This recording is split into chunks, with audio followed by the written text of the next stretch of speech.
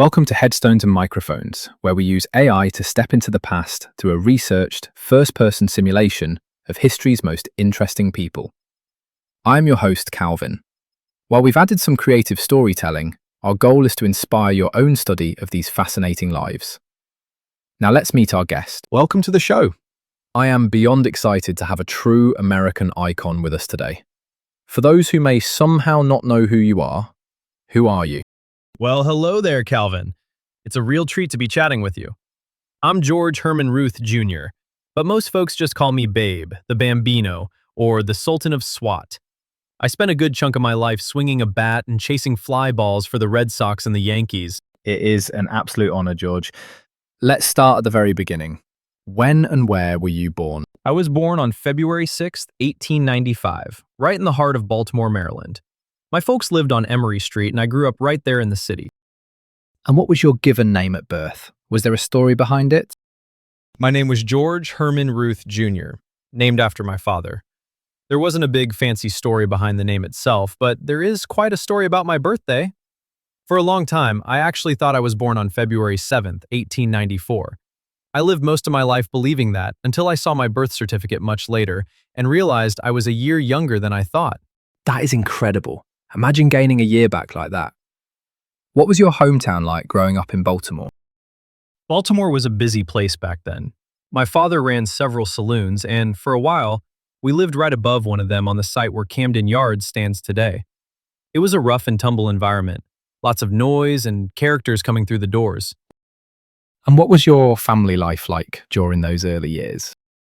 It was tough, to be honest. My parents, George Sr. and Kate, worked incredibly long hours at the saloon. I was one of 8 children, but sadly, only my sister Mamie and I survived infancy. With my parents working so much, I didn't have much guidance. I spent a lot of time on the streets, causing a bit of trouble and skipping school. So, what kind of kid were you exactly? I was a handful. I'd call myself unruly or incorrigible. That's what the schools called me anyway. I was chewing tobacco and tasting whiskey before I was even 8 years old. I just had too much energy and nowhere to put it until my parents realized I needed some discipline. That led to a big change, right? You were sent to St. Mary's Industrial School for Boys. What were your biggest fears or dreams as a kid there? Sending me there was the best thing that ever happened to me, though it felt scary at 7 years old. My biggest fear was probably just being alone or not belonging anywhere. As for dreams, I didn't think much about the future early on. I was just trying to get through the day until I found a baseball in my hand. Did you have any favorite activities in school other than baseball? At St. Mary's, everyone had to learn a trade. Mine was shirt making. I spent a lot of time in the tailor shop. I also enjoyed singing in the choir. But let's be honest, Calvin, I was always looking out the window at the ball field. What was your first real job? If you don't count making shirts, my first real job was signing that contract with the Baltimore Orioles in 1914. I was still living at the school when Jack Dunn came to watch me play. Was there a moment where you realized you were different from everyone else on the field? It was when I realized I could do things with a ball that grown men struggled with. I remember Brother Matthias at St. Mary's hitting long flies to me and watching me throw them back with ease. He was a huge man, a father figure to me, and he saw something in me I didn't see yet. He'd spend hours working with me on my hitting and pitching. What's a decision that changed everything for you but felt small at the time? Probably the moment I decided to stop pitching so much and start playing the outfield every day. In 1919, I told the press I'd win more games playing every day than pitching every 4th day. I wanted to hit. That decision turned me from a great pitcher into a home run hitter, and I never looked back. That works out pretty well. What would you say was your biggest break? My biggest break was definitely Jack Dunn signing me. I was 19, and because I was technically a ward of the state, he had to legally adopt me to get me out of the school and onto the team. That's actually how I got my nickname. The older players saw me following him around and started calling me Jack's newest babe. What were your biggest struggles before that success? Did you ever consider quitting? The struggle was mostly the lack of freedom and the discipline of the school. But I never wanted to quit baseball. Never. Once I tasted the game, I knew it was the only thing for me. I just wanted to play, eat, and have a good time. Speaking of playing, were there any daily habits or routines that were essential to your success? My routine wasn't exactly what you'd call scientific today. I loved a big breakfast, lots of eggs and meat, and I loved to stay active. Later on, scientists at Columbia actually tested me and found my eyes and brain recorded sensations faster than the average man. My habit was just trusting my swing and being mentally exceptional, as they put it. I also made sure to never stop swinging as hard as I could. If fame never happened, what job do you think you would have had? I probably would have been a tailor, just like I was trained to be at St. Mary's. Can you imagine the Sultan of SWAT sewing buttons on shirts? I think I'm much better suited for the pinstripes on a jersey than the ones on a suit. How did your relationships change after you became a superstar? Success brings a lot of people into your circle. Some were true friends, like my teammate Lou Gehrig for a long time, and others were just there for the ride. I always tried to be kind and give back, especially to the kids. I never forgot where I came from. Did all that fame bring you happiness? Or was there a downside? Oh, it brought plenty of joy. I loved the roar of the crowd. There's nothing like it. The downside was the lack of privacy and the misconceptions. People thought I was just a big, loud guy who got lucky. But I worked hard at my craft. I respected the game more than anything.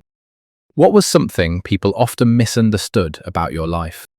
Some folks thought I didn't care about the details, but I was a student of the game. I knew exactly what kind of pitch I liked, a low ball just above the knees on the outside corner. I studied pitchers more than they realized. Tell me about a time when everything went wrong. How did you handle it? The sale from the Red Sox to the Yankees in 1919 was a huge shock. It changed the game forever. At first, it felt like everything was being uprooted, but I handled it by deciding to show New York exactly what I could do. I turned that challenge into the best years of my life. Who had the biggest influence on your life? Without a doubt, Brother Matthias, he was the one who taught me how to play. But more importantly, he showed me how to be a man. He gave me the guidance I was missing as a kid. Looking toward the end of your career, what was life like in your final years? It was a bit of a twilight period. I retired in 1935 after a short stint with the Boston Braves. I desperately wanted to manage a major league team. I waited and waited for that phone to ring, but the offer never came. I filled my time with hunting, bowling, and listening to the radio. I loved the Lone Ranger. What were you working on in your career just before you passed away?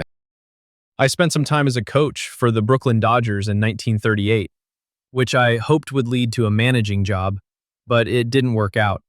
After that, I spent a lot of my time doing charity work, visiting hospitals and helping with the war effort during the 1940s. When and where did you pass away? I passed away on August 16, 1948 in New York City. I had been battling throat cancer for a couple of years. It was a tough fight, but the support from the fans kept my spirits high until the end. Before we wrap up, what's a random fact about you most people have never heard? Here's a good one. I hit the very first home run in the history of the All-Star game back in 1933 at Comiskey Park. Oh, and I once hit 60 home runs in a season when that was 14% of all the home runs in the entire league. That is a staggering statistic. What about the craziest rumor ever told about you? Folks used to say I ate a dozen hot dogs and drank a gallon of soda between innings of a doubleheader. Now, I definitely had a healthy appetite, but even the babe has his limits. What was your most unique habit on the field? I used to put a cold cabbage leaf under my hat to stay cool during those hot summer games. I'd change it every few innings. It worked like a charm. That is classic.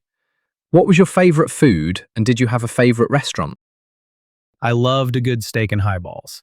In New York, you could often find me at the Biltmore or any place that served a hearty meal. I wasn't too picky as long as the portions were big. Did you have any famous rivalries? Ty Cobb and I had a bit of a back and forth. We were very different players and had different ideas about how the game should be played. He was all about the small ball, and I was all about the big swing. What's your funniest behind-the-scenes moment or a prank you played? I loved a good laugh. Once, during a trip to Bali, I told my friends I didn't care for the local style because there were no broads at the golf club. I always like to keep the mood light with the boys. What was the most outlandish purchase you ever made?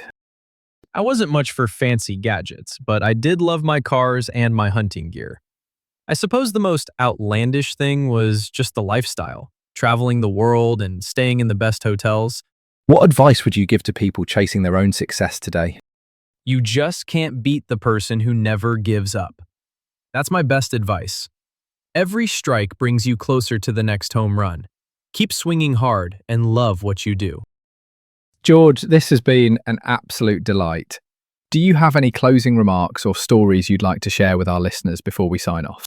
Just that I'm so thankful for the life I had and the fans who cheered for me. Baseball is a beautiful game, and I'm just happy I got to be a part of its history. Thank you for having me on, Calvin. It was a real home run of an afternoon. Thank you so much, babe. It was an incredible journey through the life of the greatest to ever play the game. We talked about everything from the saloons of Baltimore to the pinstripes of Yankee Stadium. Thanks for joining us on the show, and that wraps up another conversation from Beyond the Grave. Thanks for joining us on the Headstones and Microphones podcast. Remember, legends may die, but their stories never do. Please help spread the word by sharing and following the pod.